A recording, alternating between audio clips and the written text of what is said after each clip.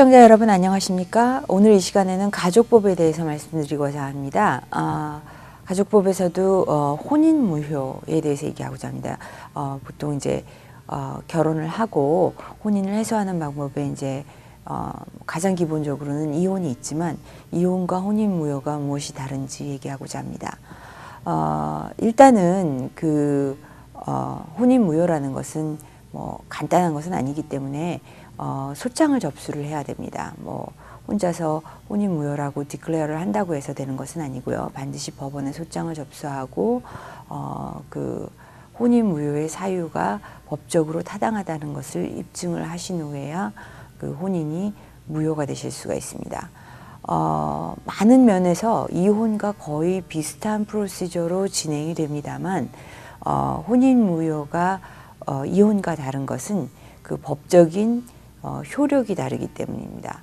혼인무효가 만약에 법원에서 인정이 되는 것으로 판결이 나면 그 두 부부는 마치 법적으로 결혼한 적이 없었던 것과 같은 것으로 간주가 되고 그 만약에 결혼을 하셨다면 그 결혼 레코드는 법적으로 무효화가 됩니다.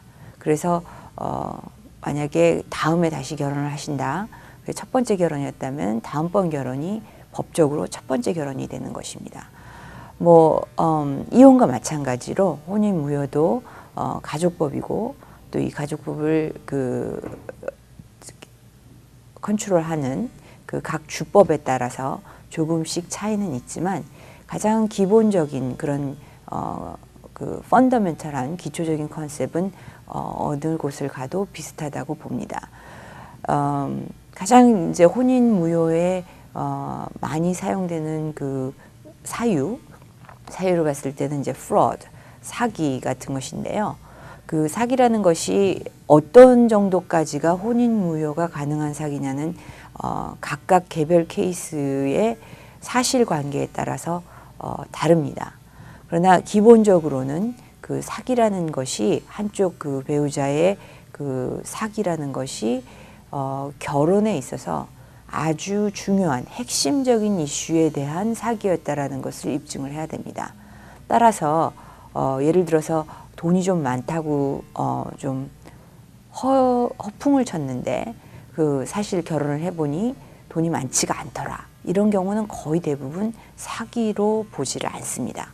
그러나 만약에 부부간의 그 결혼에 있어서 가장 중요한 뭐 성관계라든지 아니면 자녀를 낳을 수 있는 어떤 그런 생식 능력이라든지 뭐 이런 것들을 알면서도 사실대로 얘기를 안 하고 속여서 마치 아무 문제가 없는 것 같이 했다 그러면 그것은 반드시 사기가 성립이 된다고 보시면 됩니다.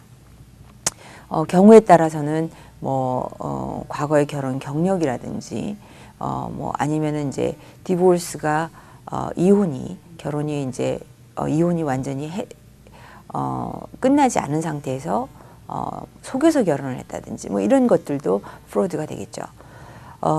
이와 반면에 법적으로 아예 무효 그 자체가 무효인 그런 결혼도 있습니다.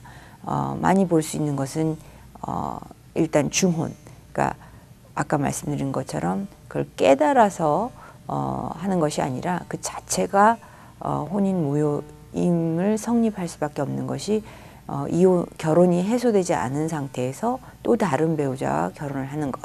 그러니까 많은 한국 분들 같은 경우는 혼동하시는 게 한국에서 혼인 신고를 하시고 이쪽에서 이혼을 안 했지만 한국에서 혼인 신고를 한 거니까 미국에서 혼인 신고를 한다 하더라도 상관이 없겠지라고 하지만 늘 말씀드리듯이 혼인은 어느 곳에서 이루어지더라도 그 이루어진 곳에서 합법적이면 그 바인딩한 효력이 있고 또 이혼도 마찬가지입니다. 그래서 한국에서 결혼을 하셨다 하더라도 이곳에서 이혼을 끝내시든지 그 결혼이 해소가 되지 않은 상태에서 전 세계 어느 곳에서 또다시 결혼을 하신다면 이는 중혼에 해당되고 보고 두 번째 결혼은 자동적으로 법적으로 무효입니다.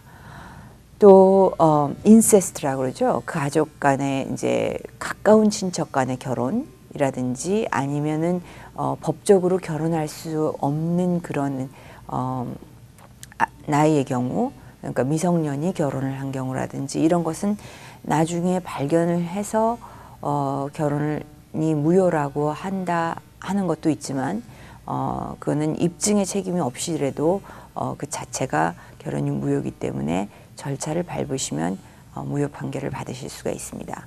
그 외에도 뭐 흔한 예는 아니지만 그 결혼 자체가 어떤 그 자발적인 동의에 의해서가 아니라 그 상황적으로 뭐 억지로 강제로 했다든지 duress나 force에 의해서 했다든지 아니면 결혼하는 그 시점에서 뭐 temporary 일시적으로라든지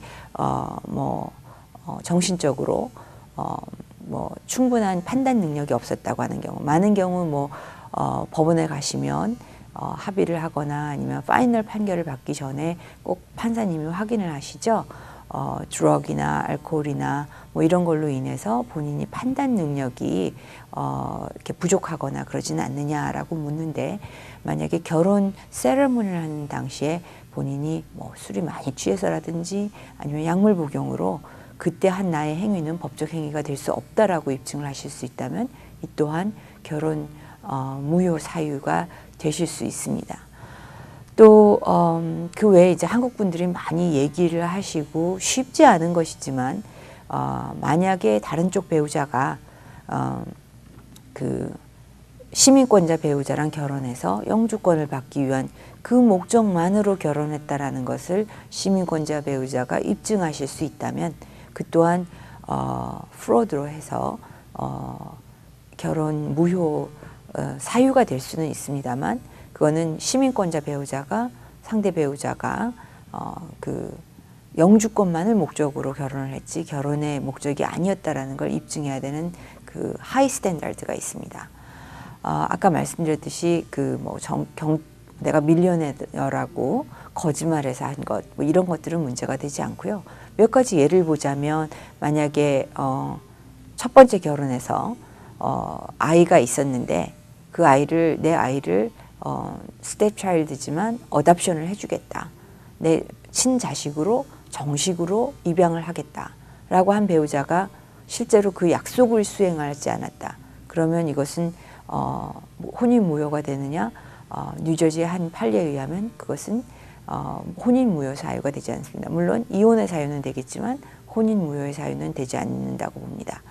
또 첫 번째 결혼을 했었던, 과거에 결혼을 했던 사실을 충분히 얘기를 안 한 것이 혼인 무효의 사유가 되느냐? 그것만으로는 혼인 무효가 사유가 되지가 않고 이혼의 사유는 되실 수가 있습니다.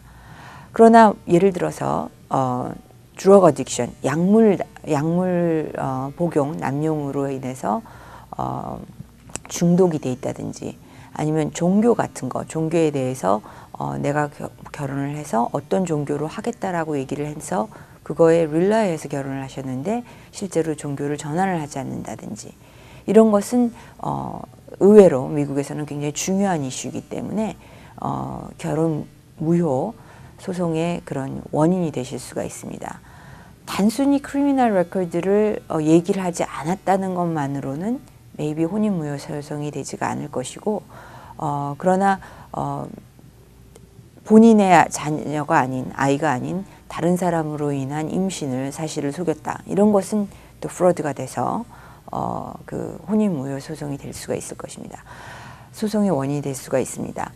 혼인 무효 소송의 경우에는 일단 만약에 혼인 무효가 성립이 된다 그러면 부부관계가 아니기 때문에 이혼해서 누리실 수 있는 어떤 재산 분배의 그런 권한은 없습니다. 그러나 법원에서 어떤 그 공정성과 형평성에 의거해서 또 어떤 contract law, 계약법에 의거해서 상황에 따라서 재산을 분배를 할 수가 있을 겁니다. 그러나 그 이혼에서 말하는 재산 분배의 개념과는 조금 다를 것이고, 그 외에도 상황에 따라서는 그 소송 계류 중에 또 배우자의 서포트를 받는다든지 자녀가 있는 경우라면 자녀의 커스터디나 자녀의 서포트 이슈는 fully litigate를 하실 수가 있을 것입니다.